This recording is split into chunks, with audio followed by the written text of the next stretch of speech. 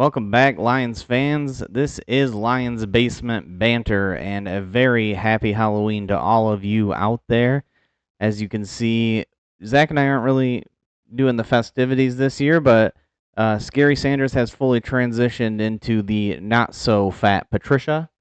He's That's got the his beard. scariest costume I can imagine. Yeah, you probably can't see it, but you got a little pen there on his ear too Oh to really get him in the spirit. But And I'm going as Superman. I'm dressed yeah. as him right now. Yeah. Okay. He lost a lot of weight though. Did Fat Patricia over here? He's really all skin and bones. Man, I was gonna say, what the heck what are you talking about? I definitely didn't lose any weight, but Anyway, we are heading into week 9 right now, but before we go into that, which will be a separate episode from this to talk about this week's game against the Packers, we are going to take a look at what happened in week 8, and that is the Detroit Lions romping of the Tennessee Titans in a 52-14 blowout. A complete spanking. What do they say? Belt to ass? Yeah, BTA. Yeah, so before we do that, just wanted to give a shout out. This show is brought to you by Empire Contractors out of Shelby, Michigan. Empire Contractors is a full-service roofing company that specializes in liquid applied roof restoration. If you or someone you know needs a commercial roof, check them out at roofsbyempire.com or on Facebook. Tell them Lions Banter sent you. And now we can talk about Sunday. Yep, and the only thing that was scarier than ghouls and ghosts coming up tomorrow night on Halloween was what the Lions did to the Titans. There was something scary in the first quarter that I was a little nervous about, but we fixed it and felt a lot better about it. So I guess we can start right there. I would say an absolute beast of a monster of a quarter by Calvin Ridley. I think he had like 113 receiving yards or something like that. Yeah. So, and it was a back and forth in the first quarter. What do we have? 14-14, something like that? It was actually 14-7 at the end of the first, and then the Titans tied it up at 14-14 to start the second quarter. Yeah, so a little nerve wracking. You know, when the commentators said we've got an exciting one here, and we're talking the 12-point favorite Lions and the Titans, I was thinking, what the heck's going on? But we have nothing but good to say after that right there. Yeah. So we got the bad out of the way fast. And it was a bit, I think it was a bit different than what everyone expected, because what we were thinking was, yes, the Titans offense was going to suck, we thought, you know. They have Tony Pollard, they have Calvin Ridley, but they've underperformed, and they're using a backup quarterback. Essentially, they're starting a backup quarterback in Will Levis this year, and essentially what probably be a third-string quarterback on that team had they had an established starter, Mason Rudolph, was getting the start. So I think everyone's expectations was, oh, we're just going to go in there and whoop them, and by all means we did by the end of the game, but it did look scary to start. Lions opening drive, they had extremely tough time handling the pressure. Taylor Decker just looked off to start. He was allowing pressure off the edge from, oh man, I can't remember what his name is. Simmons? No, it was off the edge. Simmons is an interior. Oh, yeah. Key? Was Key in there a few times? Yep, Arden Key. Yeah. Arden Key was the one that was getting the pressure, and he's the one that has kind of been a trade rumor guy as well. But between him and Landry, yeah. Yep. Yeah, anyway, that was the concern, but like you said, we allowed Calvin Ridley to kind of go off in the first quarter. I think he had over or close to 100 yards receiving in that first quarter. Yeah, and just to stay with Decker for a minute, it's a little concerning. I think he'll find his feet because he's been in the league long enough, but it's been 2 games in a row that he's looked kind of rough. So I'm just kind of keeping my eye on him, I guess. And he finds his fine, but he usually finds his footing by the end of the game. It's just more of a slow start. There are moments where it's like, oh, what the heck was that? But it's not even remotely close. He's still a very talented left tackle. We're not, not questioning the re-signing like we've seen or anything like that. I'm keeping my eye on it. I'm hoping that, that something's not lingering there, or I'm hoping that he he learns to start a little faster, I guess. Yep. But gets back to it.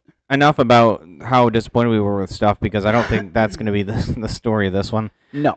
We put up 14 points in the first quarter against the number 1 defense in the NFL, actually. The Tennessee Titans are the best defense in the league. I knew they were pretty good. I know that they did some things to their secondary. Obviously, a lot of people think they took L'Jarius Sneed from us, but And he was out this game, by yep, the he way. didn't even play. But they did some things to their secondary, and I didn't realize that they were the number one overall defense. I believe we did take that from them this week, though. I think We're not the number one defense. I don't. Oh, we're number one offense. I think. That's Yeah. what I saw. That's Yeah, right. we are. We're That's probably right. like closer to middle of the pack. Yep. Right I have now. to look back at that, but No. First quarter was extremely good for us. I believe. How was that? Do you remember how that first touchdown was scored by chance? I'm looking right now. It was actually the first quarter was the Sonic and Knuckles show. Oh yeah. Yep. So it's funny. Usually I'm pretty good at recalling what happened in the game, but this one was such a absolute demolishing thing by 7 the total touchdowns. Yeah, it's hard to keep straight what touchdown happened when. Yeah, no, Monty got the first one, 7-yard run. Yeah. So that was just a methodical, Yeah, we drove down. Did we start in their territory on that one? Because that was basically the story of the game. I don't think that started happening until the second quarter. But I let me see here. Oh yeah, we must have 2 plays, 23 yards on that touchdown. So yeah, that started right away. And then Gibbs had the second touchdown with a 70-yard rip. Yep. Yep. Yeah. The story of the game we'll talk about right now was how good, yes, the offense was, but the story of the game was the special teams and the defense and the way those two units performed. They were constantly setting up the offense in opportunities to succeed. And that's exemplified no better than looking at what Jared Goff was putting up number-wise. I was just getting ready. I was waiting for you to stop so I could. I think at one point we were looking at the stats, and he had totaled like 2 yards passing at one point because of the sacks he had taken on that first drive. I actually think that was going into the second half. It was at 28 yards passing, I think, going into the second half. Yep. But the sacks he took had hurt his passing numbers to start, but they didn't get any better just because they were constantly starting inside the Titans' 40-yard line. Yeah, and a lot of people, non-Lions fans, are ripping on this game actually hurt Jared Goff's MVP chances, but I mean he was 12 of 15 with 3 touchdown passes, so I mean how can that possibly hurt that they were, we had 2 guys, I would say, two stars on the special teams that stood out, and yeah. I don't know which ones you might be thinking, but one's an obvious. Well, before we do that, I just want to say, talking about your Jared Goff point, is I do agree that it probably did hurt his MVP chances. Whether or not it should have is another question, or is another layer to that one. But just knowing the way people vote, looking at a stat line where you failed to reach 100 passing yards, they're not going to care that you threw 3 touchdowns and you went 12 of 15. Yeah, it'll depend on how it all stacks up. Those 3 touchdowns could end up looking really good at the end. Yeah. If he has a few games where he stacks some yardage, for sure. To me, the thing to look at is he still threw 75%, or it's less than that. I think with 12 for 15. I don't know what that math comes out to, but still, he's still up there, above anybody else in percentage. 85 yards. That's gonna hurt, like you're saying, the bottom stat line, but he's going to have games where he's throwing over 300, and so he'll make up for that. Yep. And then you were talking about some of the defensive standouts from this game. Special teams, that's where I was at. Oh, you were going special teams in particular. Yeah, I was talking the 2 special teamers that had big returns in this game. Those were the ones that stood out. I'm going to be honest with you. I'm going to not say one of the returners. I'm going to say the obvious returner, which was Khalif Raymond, who yeah, for sure was somewhere around, I think, like 15 yards shy of setting the NFL record for punt return yardage in a game.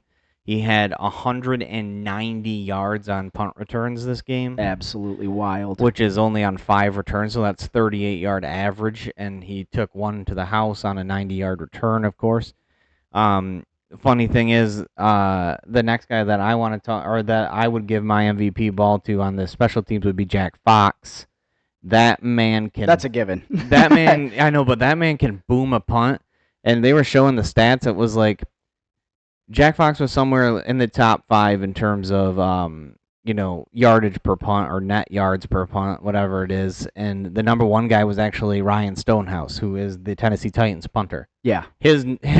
I think he took a bit of a knock on that stat line with what we just did to him because we returned almost every time he punted the ball, it was coming back for at least 20 yards. Yeah, Jack took that one over for sure.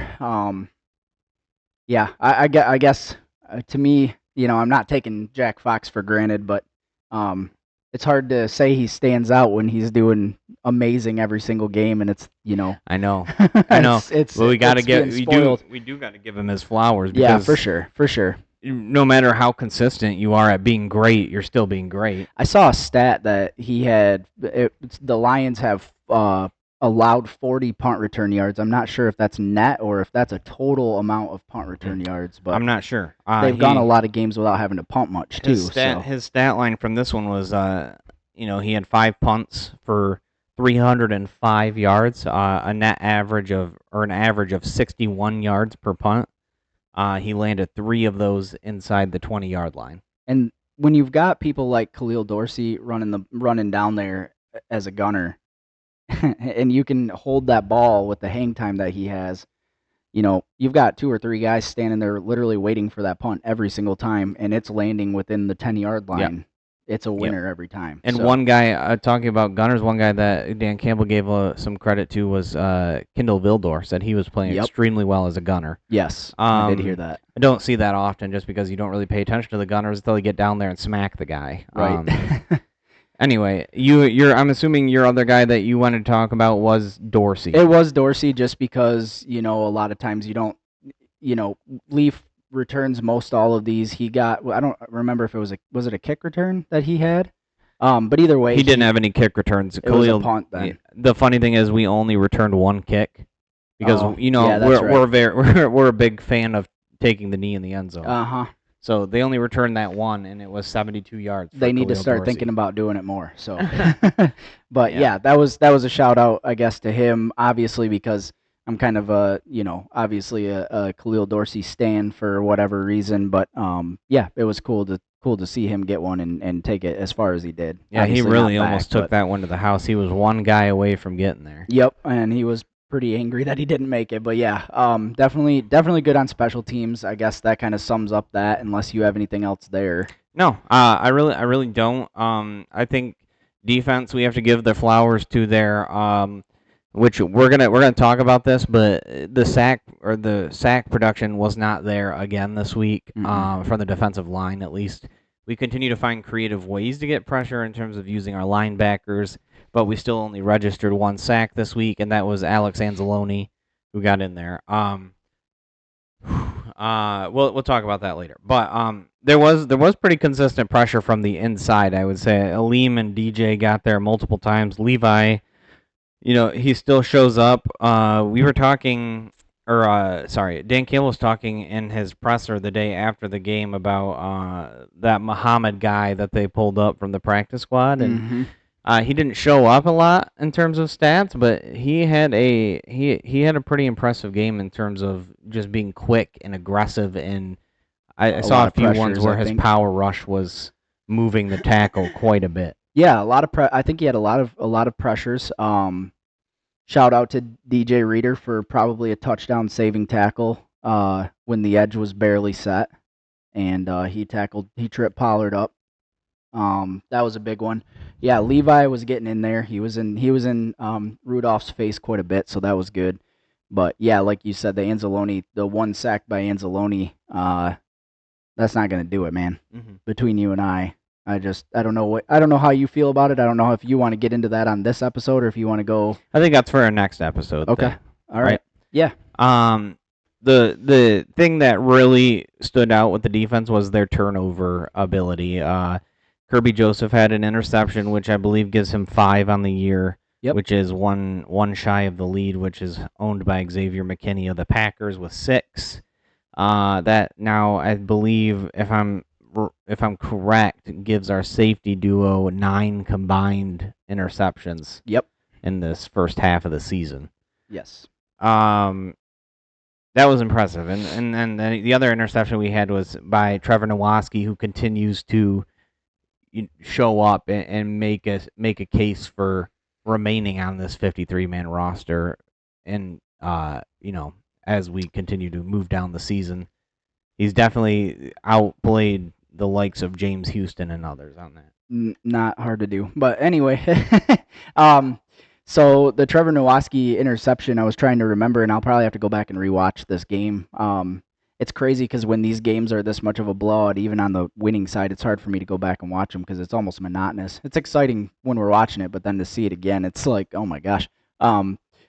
Was that Levi, I think, that might have got in the face of Rudolph and caused that interception? Yeah, that was one of the ones where we got really good interior pressure, and it forced him to just throw the ball, and the arm angle wasn't there, the strength wasn't behind it. Yep, and it ended up being just a breadbasket catch, so which was awesome. Not taking anything away from Nowatzki, I'm just saying that was a team interception. That was good. So yeah. Yeah, go ahead. What else? No, it's okay. I think we've hit the gist of it. This was a big game in terms of scoring, and we entered halftime with a 35-14 lead over top of Tennessee, and we did not let off the brake one bit. In the third quarter, we got 2 more touchdowns and then a Jake Bates 51-yard field goal. Yep. And that ended it. We were at 52-14. Yeah, Titans, I think we scored 38 unanswered. Yeah, after Titans did not score again in the second half. Calvin Ridley became a non-factor. They really struggled to move the ball, and the only reason we didn't put up more points is because we chose not to. We put all of the starters, or not all of them, but we put a good number of the starters on the bench in the fourth quarter. We got to see Hendon Hooker and Craig Reynolds and some other guys get some snaps there in the fourth. So one more thing to put on the defense here. Definitely got to give Amik Robertson his flowers after the 2 punch-outs. Yep. He's been practicing his peanut punch, I guess, which seems to happen more and more and a lot in the NFL this year, it seems like. But he forced 2 fumbles, and we recovered them both. Yeah. So that was pretty awesome. Yeah, it was great. It was great. He had a good game. The defense continues to step up with the deficiencies that we've had following the Hutchinson injury, which is good to see.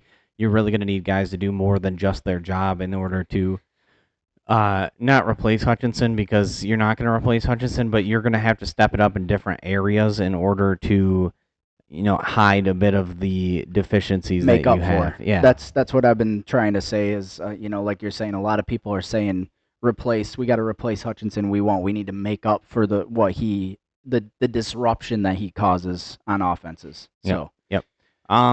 So great game anyway. We had six different offensive guys score a touchdown in this game. Leaf had the punt return, but he also caught a pass for a touchdown. We know Gibbs had that 70-yard touchdown we talked about. Monty had a touchdown run as well as a touchdown pass. And if you know anything about Montgomery, you know how adamant he is about how talented he was as a high school quarterback. Yeah. He tossed a touchdown to Sam Laporta on National Tight End Day. Brock Wright also got in the action on National Tight End Day, caught a touchdown. And then Amon-Ra St. Brown had a touchdown as well. It's crazy looking at the stats here because we were so well balanced and had such short yardage that nobody put up big numbers. So obviously, probably everybody listening to this or watching this know, but there was a reason why Leaf caught that touchdown pass and why he was in there in the first place. Do we want to touch on that? I'm not sure if I know what you're talking about, so go ahead and I'll see if I know what you're talking about. We had one number 9 wide receiver inactive for this game because of suspension. Oh, yeah. So we'll talk more about that in our next episode when we look ahead to the Packers and things going on with JMO, but he was inactive to this because of a performance-enhancing substance, which is who knows what it is. Performance-enhancing drug suspension, because that would have been longer than the 2 games that he got. Yes, it could be anything. I'm not going to speculate. Nobody knows except for him and whoever needs to. So, yeah. But regardless, he was suspended for 2 games. He was going to appeal that. I believe, based on counsel from the Lions, he decided to take that suspension and not go through with the appeal, and so this was the first game that he was inactive for. And just so we clear it up, we don't mean that we know that the Lions counsel him. He's saying his opinion. He thinks that somebody told him. Yes. That was not a report that we dug out or anything. anything. No, that's an assumption that I'm making, but I just believe in my belief Yeah. that's what Which happened there. is the smart move, most likely. Yeah. Yep. Anyway, this was a funny game because it kind of aligns with what happened to us in our game against Tampa Bay in Week 2. If you look at the team stats, they are so highly skewed in favor of Tennessee, and yet they lost by a massive amount of points. And we only lost by one possession to the Buccaneers, but they outpaced us, which they had the ball more, which is part of the reason, and they had longer field. But 416 total yards of offense for them, we only had 225. That's so wild. They had 258 passing yards to our 61. They had we were about equal, 158 to 164 in rushing yards. We had the edge there, and they were averaging 5.9 yards per play compared to our 4.8 yards per play. That's so wild to look at the score after you read those stats off. That's crazy. Yeah. So again, big props to everyone out there. Big props to the defense. Looking at it right now, they were great on third down. The Titans only went 3 for 11 on third down conversions. They were 1 for 2 on fourth down conversions. It was just a really good game for the Lions. I do want to kind of bring something up, and just for the sake of having a couple arguments here or a couple off stats and stuff.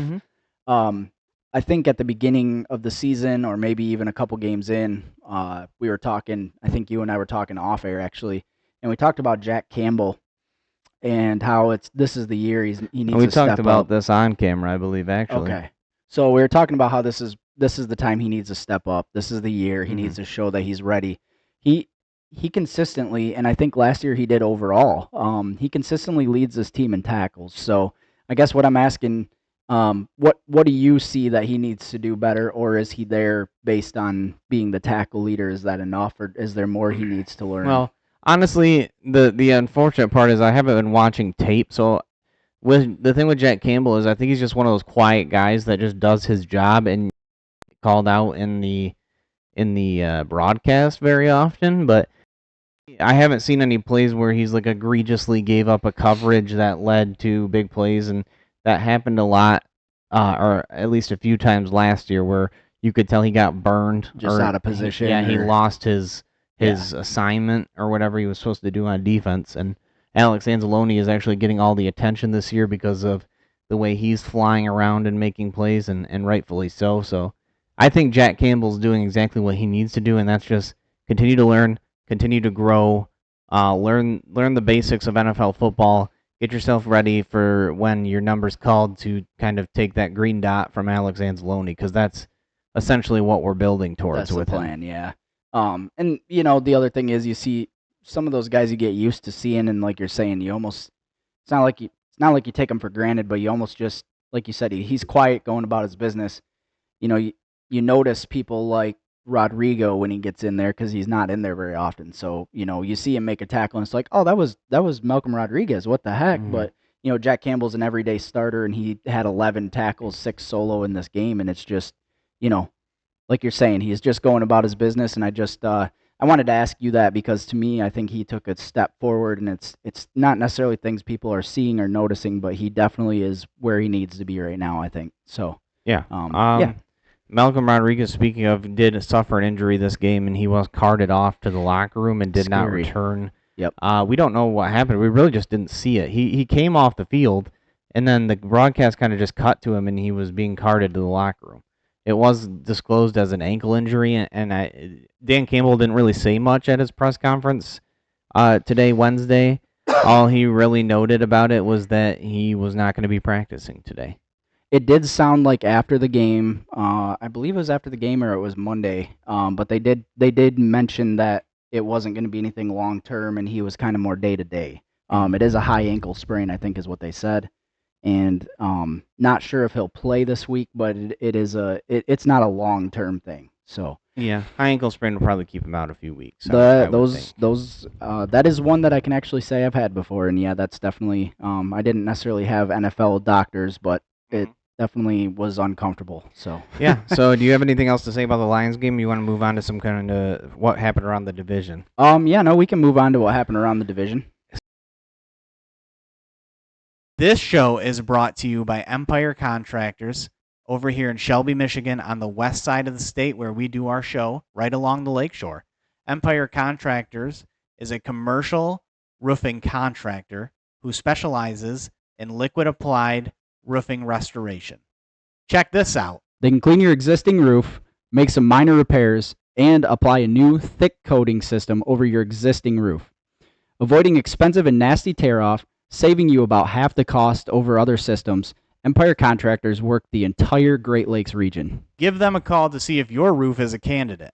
They can be reached at 231-861-7221 or by going to roofsbyempire.com. They are also on Facebook. So we were really blessed in 2 out of 3 games this week because we got to see 2 of our division rivals get their hearts torn out. The Minnesota Vikings got absolutely carved up by Puka Nacua and that the was Rams. on Thursday night.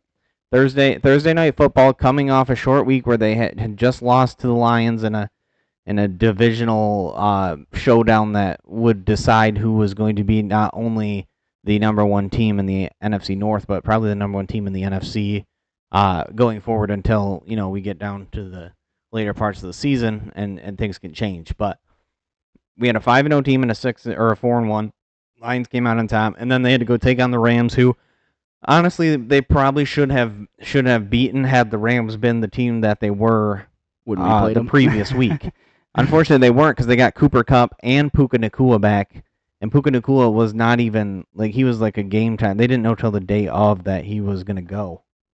Yeah, there was a lot of things working against the Vikings on this because the whole Cooper Kupp possibly being traded thing. Yeah. Cooper Kupp was possibly playing in his last game in a Rams uniform, and it was all obviously blown out of proportion. But he was there to show up. And I know Vikings fans were all expecting to get T.J. Hawkinson back, and he did not return. And he actually, he didn't. Well, he didn't play, and people thought he would be back for the Lions game. He didn't play, so it was assumed he would be back for the Rams game. He did not play that game either. Yeah, that was going to be hard for them anyway, just because it was a Thursday night. It was going to be a really hard turnaround, I think. So yeah. So looking forward for the for the Vikings. I'm sorry, they actually have the easiest schedule in the NFC North coming up for the next few games.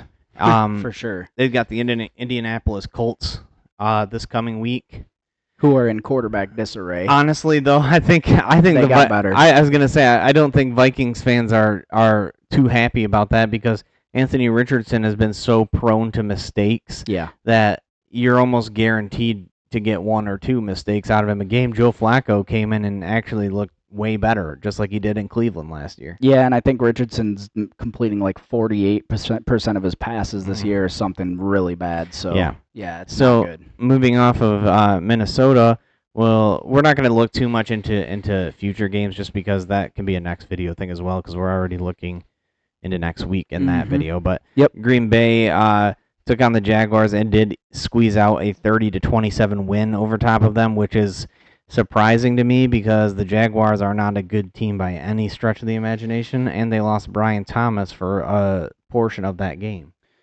I was surprised by that score. Something notable is Jordan Love was struggling, I believe, but then he also got injured. He did. And so he's questionable. We'll talk about that later. But I don't know. I just Jordan Love is going to be the quarterback of their future, but it just seems like every time Malik Willis gets in there, they're a better football team right now. So we'll see. I don't believe that. But threw a dot to Jaden Reed when he got in there. But yeah, either way, I was completely shocked by that score. That's basically what I was saying. And then the absolutely most beautiful thing of the week that happened was watching the 4:00 window game between the Commanders and the Bears. Jaden Daniels versus Caleb Williams, the number 1 and number 2 picks in the draft this year, going head to head. You could not write a better script for what happened. The Bears, in typical Bears fashion, coming off a high of 2 weeks of Caleb Williams being the savior of the Chicago Bears, playing exceptional football against the likes of the Jacksonville Jaguars and the Carolina Panthers, absolute Goliaths in the game of football. Yeah, okay. He played two really bad teams and had really good days. That's not surprising. The question was, could he replicate that, turn it into momentum, and compete against teams that are actually going to be doing something this season? The answer was no for 3 quarters against the Not Washington Commanders. Good. It was ugly football. Yeah, he played really bad in the first half. The whole offense played really bad. He was missing routine throws. There was one where he was supposed to hit a man on the sidelines on almost a screen pass, and I'm not kidding, he rocketed that The thing ball's probably still in the 10 air yards somewhere. over top of his receiver. Yeah, it's in orbit somewhere. It's going around the sun right Yeah. now. So once again, I think it's safe to say that we are not sold on Caleb Williams. He did come in the second half and play significantly better, but it still wasn't anything that great. He also, and I know Bears fans are going to come after me for saying this, was integral in that fumble that they had on the goal line. They, first of all, head coach or coaching, what are you doing, Shane Waldron? They handed the ball off to their backup center, At who the was 1 in yard at line. fullback on the 1 yard line, and they fumbled the snap between, or the handoff between the two. You don't do that, first of all, because I've heard people say they've been having such success just lining it up with like Roshan Johnson or Khalil Herbert and just punching it in. They've been having success, and then they went away from it again, and it blew up in their face. And I heard the commentators say, and they're extremely, or they were right. Caleb Williams on that, you almost have to.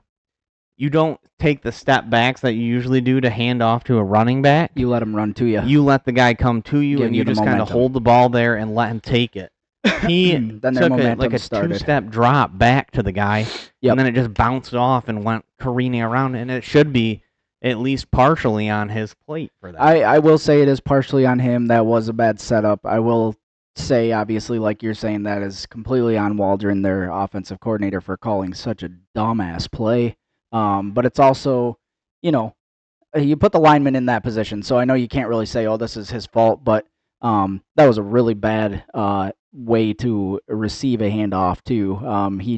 It looked really, really clunky, and so there's plenty of blame to go all around. I will give one person their flowers that we normally don't, and we usually hate on him, but I will say DeAndre Swift played really well in that game. Yeah, he was their played really saving well. grace. He was the Yes. only thing that floated the offense. I will give him credit when it's due. I'm not going to be a complete hater just because I'm salty. I will give him credit when it's due, and today or this week it's due. That was a good game by Yeah, him. and let's not act like we're gonna tout him though, because we have said this consistently. When he was with the Eagles, he's good for a few of these like breakout games where Yep. he just looks really good, but then he just disappears for the rest of the year, and it's similar to what Josh Jacobs did for the Raiders. It's similar when to he was what there. their wide receiver DJ Moore does. He'll have some amazing games. He'll catch 230 yards worth of passes one game and then 14 the next game. That's my opinion. You're going to say he's elite, but he's not. Not in my opinion. I disagree with the DJ Moore hate. I do think DJ Moore is a very good receiver. I do think he's had to deal with some subpar quarterback play, and the fact that could be it too. I'm not Yeah. discounting that. and the fact that they only out to him on, so he's either going to make it boom or he's bust, because the guys are going to know what they're doing. Okay. I'll give you that. The really deserves his flowers for that game is Tyreek Stevenson, though. Yeah. So we come down to the end of this game, and everyone. First of all, at the beginning of the game, he was making bets with. Yeah, well, the we can circle sideline. back to that once we happen. But the biggest story of the game was the fact that the Bears had this game in hand. They gave the ball to the Commanders with less than 20 seconds left on the clock. They had one timeout, I believe.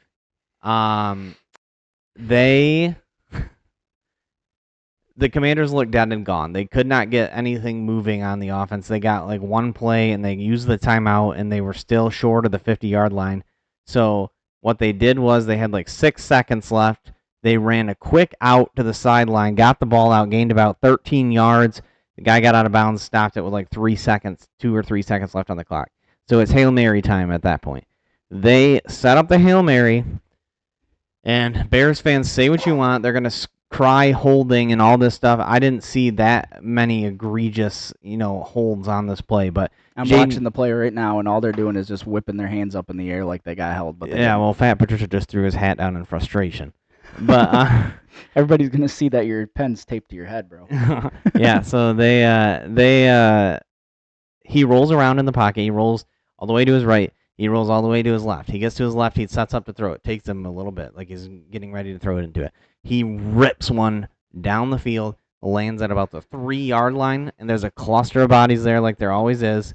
The Bears' job is strictly to knock that ball down, get it to the ground. That's all you have to do. But what happens?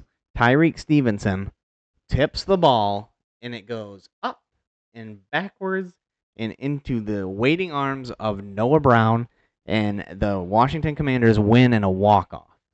Yeah, and after he was, like we were saying, after he's jawing with the crowd and he's We pumping. didn't say that yet. his That's what we fist, got to say.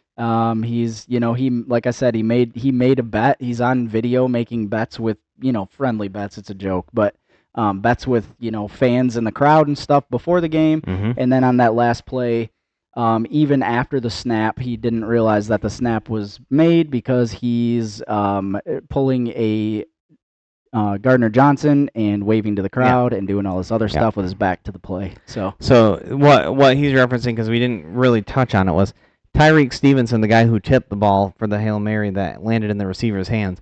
Video came out from someone in the crowd while the ball was being snapped. He had his back turned to the play and was talking to the crowd and just completely distracted. He didn't turn back around until the guys were in position for the Hail Mary throw, and he sprinted across, gets to the play.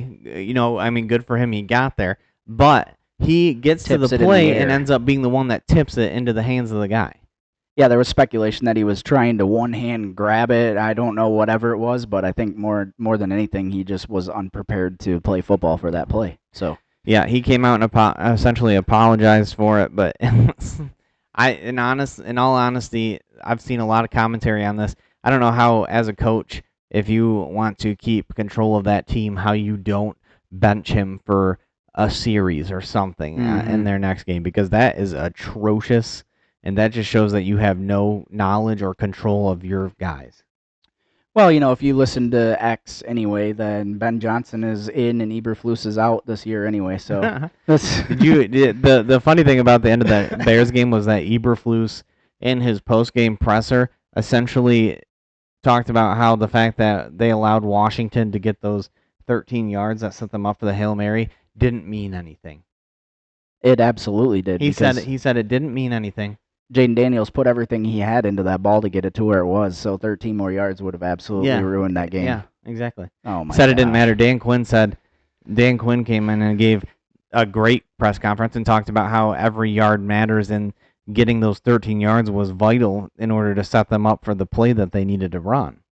And Eberflus comes in and says, "I'm not going to, come out here and say that those 13 yards decided our game or whatever, yada, yada, yada." You're going to have Dan Campbell, Matt LaFleur, Kevin O'Connell all in one division, and then you're going to throw Matt Eberflus in there.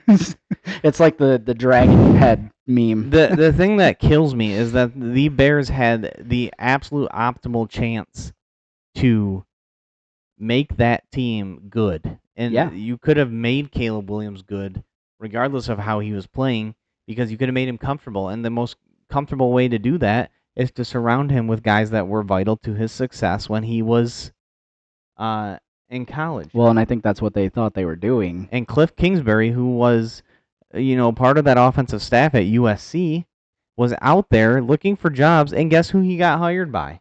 The Washington Commanders. Well, yeah, and guess who's having an exceptional rookie year at the quarterback They position? thought they did enough with they thought they did enough by basically getting the guys they had as far as players, I think, is what they thought they did enough of. Enough, so much so that they took a punter in the 4th round. But which I will not who's knock playing them. awesome. He's been playing really good. I know. I've said this.